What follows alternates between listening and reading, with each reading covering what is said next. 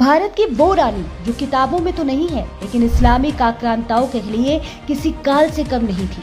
विश्व के इतिहास में सातवाहन राजवंश की तीसरी पीढ़ी की साम्राज्ञी नागनिका पहली महिला शासक मानी जाती है, जिनका राज्य महाराष्ट्र से कर्नाटक कोंकण तक फैला हुआ था।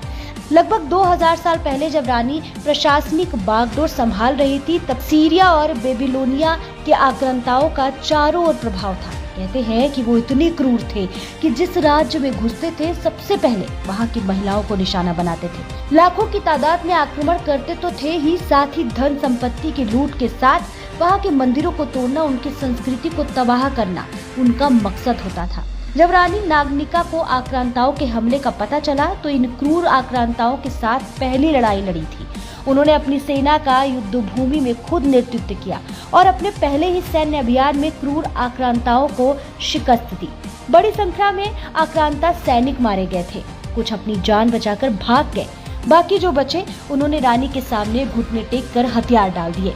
और दुश्मन झुकते भी क्यों नहीं, आखिर साम्राज्ञी नागनिका युद्ध की 49 कला से निपुण शासिका थी। वो विश्व की पहली महिला शासक थी जिनके नाम का सिक्का जारी हुआ था।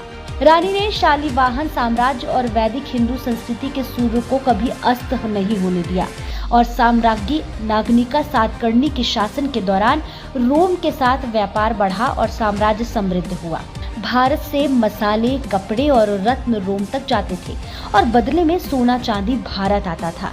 रानी ने व्यापार मार्गों को बेहतर बनाया, जिससे उत्तर और दक्षिण भारत के बीच यात्रा और व्यापार आसान हो गया। विश्व प्रसिद्ध इतिहासकार रॉबर्ट वॉलमन ने अपनी पुस्तक वर्ल्ड फर्स्ट वॉरियर में लिखा, साम्राज्ञी नागनिका सातकर्णी ने अरब तक राज्य का विस्तार किया और उनकी तलवार के आगे 157 विदेशी आक्रांताओं ने घुटने टेक दिए थे। ऐसी थी साम्राज्ञी नागनिका सातकर्णी, भारत की वह अदम्य शक्ति जिसने अपने साहस और प्रताप से पूरे आर्यावर्त का मान बढ़ाया।